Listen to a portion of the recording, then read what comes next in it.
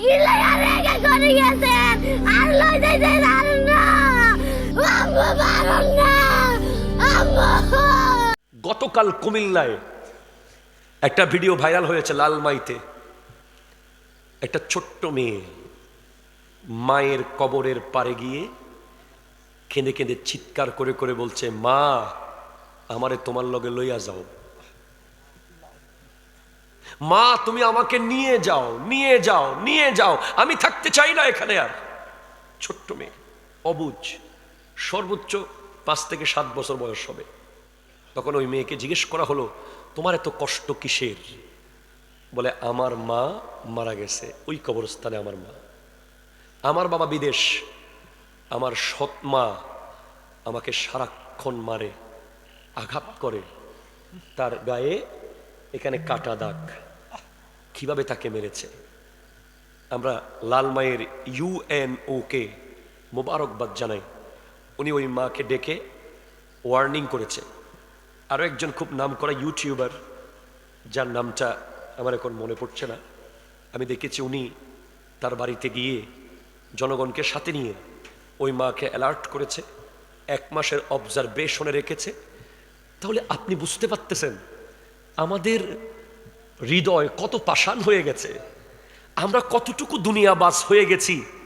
যেখানে আমার নবীর সাহাবার আদর্শ কি ছিল, একজন আনসার, একজন মুহাজির, এরা এদেরকে কোনোদিন দেখে নাই, এরা এদেরকে কোনোদিন দেখে নাই, এরা এদেরকে চিনে না, এরা এদেরকে চিনে না।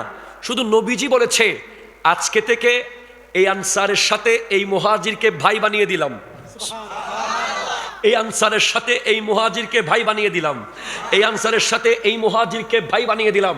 এমন ভাবে নবীজি ভাই বানিয়ে দিয়েছেন, আনসারি সাহাবারা যারা মদিনার অধিবাসী ছিল, তাদের যাদের 2টা ঘর ছিল, একটা ঘর মুহাজিরকে একেবারে লিখে দিয়ে দিয়েছে।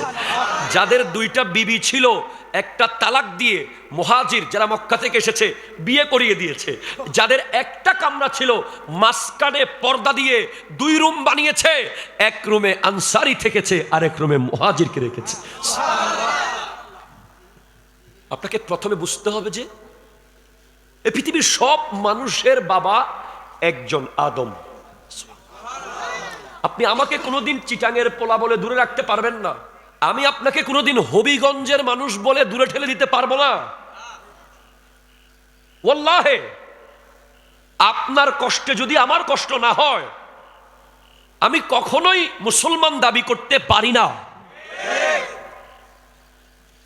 কারণ ইন্নামাল মুমিনুনা ইখওয়াতুন, পৃথিবীর সমস্ত মুমিনরা ভাই ভাই। আল্লাহ বলছেন, তোমরা কার সাথে ন্যায় বিচার করছো না? তোমার ভাইয়ের সাথে, তোমার চাচার সাথে, তোমার এলাকার প্রতিবেশীর সাথে, তোমার দেশের অপোজিশন পার্টির সাথে, তোমার আদালতের আসামির সাথে। তো যার সাথে তুমি ন্যায় বিচার করছো না, সে কে? সে যদি মুসলমান হয়, সে যদি মুমিন হয়, সে তো তোমার ভাই। ঠিক কিনা? জোরে কথা বলেন। কোরআন তো এটাই বলেছে। কোরআন বলছে, ফাআসলিহু, সমাধান করে ফেলো।